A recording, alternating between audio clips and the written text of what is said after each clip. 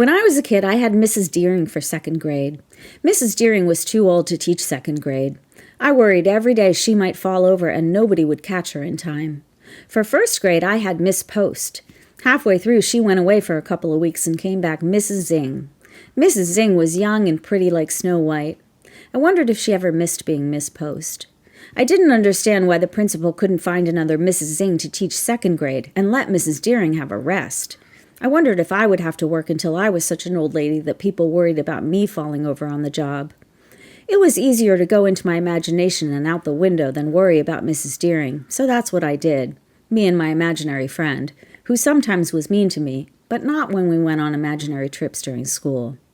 I wondered if Mrs. Deering ever knew when I was gone. I had to be a different person at home than I was at school. At home, I had to be not so smart and not so important, or at least not so counted. At school, I was the one who would have figured out how to pick up Mrs. Deering if she fell over. My home self would have left her on the floor. At home, I was under the stairs or in the basement with the spiders and the old couch and the stinky refrigerator that made a sour suction noise when you opened the door.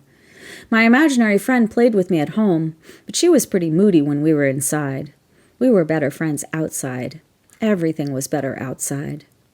I didn't want to have to pick up Mrs. Deering off the floor, or make the kids at school be nicer so they didn't make fun of my brother, but I thought that was my job. I thought that's what God expected from me in exchange for my super-seeing eyes. For some reason, I felt like my eyes registered more information than normal eyes. I kinda still do. I figured I could never repay God for making me a super-seer, so I had to do my job well. The bigger picture of life never looked so good, but the details were amazing. I felt like I was thanking God for my eyes by noticing every one of them. I hoped he noticed that I noticed his work. Surely an adopted girl who loves to see God's work and who tries not to make mom stressed and who would pick up her second grade teacher off the floor would never be given back, wherever that was. Probably not like the orphanage in the Annie musical, but maybe. How would I have known? I didn't much like people, especially grown-ups, but the details never let me down. With my mom, I always looked at her midsection. That was the safe zone. I didn't have to see if she was angry if I kept my eyes there. My mom wore clothes better than the other moms. She ironed her t-shirts and tucked them into her skirts. She always looked like she cared about what people thought of her, even though it seemed like she didn't much like many of them. Her clothes had textures and pockets, buttons and embroidery. She had a flowy flower skirt with a stretchy waist and a tassel tie. It had all the colors I loved. It looked happy even if she wasn't. I didn't like looking at Mrs. Deering's face, but teachers were supposed to see the whites of your eyes when they called on you, or when you asked a question. Back then, eye whites showed respect for some reason. Mrs. Deering's skin was mostly gray, not really skin color. Her eyes were always watery, and she just seemed tired all the time. I tried not to look at her face, so I looked at her hands. They had that mountain middle knuckle like my grandma's hands. They had skin like Dad's tracing paper from his drafting table. Her hands were so much more colorful than her face, pink as if they were always cold, and blue from the veins. They always shook when she used the stapler.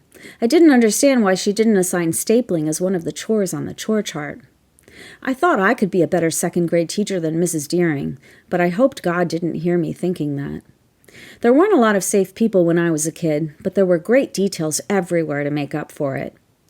Lots of times I could tell who was angry or upset or lonely or sad, even if I didn't know the people. When grown-ups were around, I tried to look like a doll, sort of like at home, like I didn't count as being there. I'd stay quiet and find a detail to fixate on. Even the floor worked for me.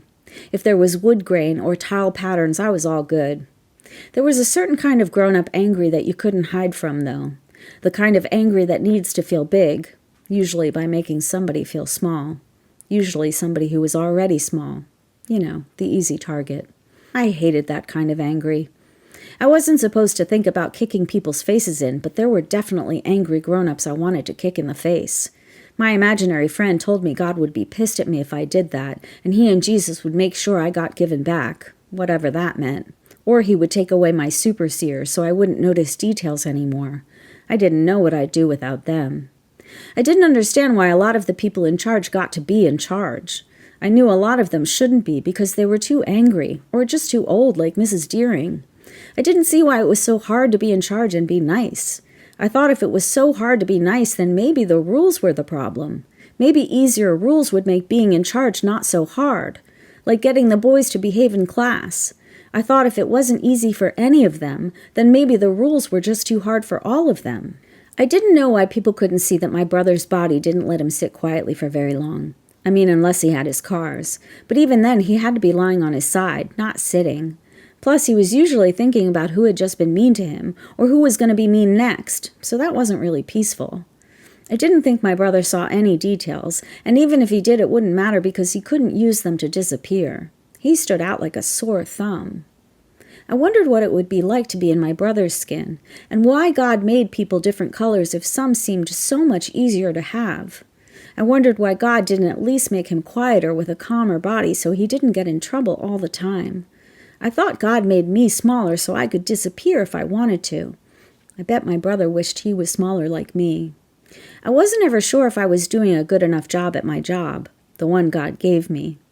I thought I was supposed to make kids get along and be nice to my brother, and I thought I was supposed to make sure Mrs. Deering didn't fall over, and I thought I was supposed to get good grown-ups to stop angry grown-ups from making people feel small. I thought these things were possible because my favorite record, Free to Be You and Me, told me they were. If they could do it on the record, I could do it too, right? The thing is, there weren't enough good grown-ups, or I didn't bother noticing them because I was always looking at details. I wondered if maybe my jobs were too hard for me, and if God might ever make them easier, or at least make things easier on my brother, like letting it be okay for him to lie on his side with his cars and not have to sit up and sit still for too long. I wanted kid-sized jobs like stapling, not picking up teachers off the floor. The only problem was, I didn't see anyone else worrying about Mrs. Deering, and I didn't have faith that anyone else would pick her up. In a perfect world, I guess I would have liked someone to tell me picking up Mrs. Deering off the floor wasn't my job, and God wasn't clocking how much I noticed his details, and even if I wanted to protect my brother, I couldn't. Maybe I wouldn't have had to escape into my imagination with my sometimes mean imaginary friend. Maybe I'd have learned to trust people more, and I'd have less of a sense of over-responsibility for things I can't change.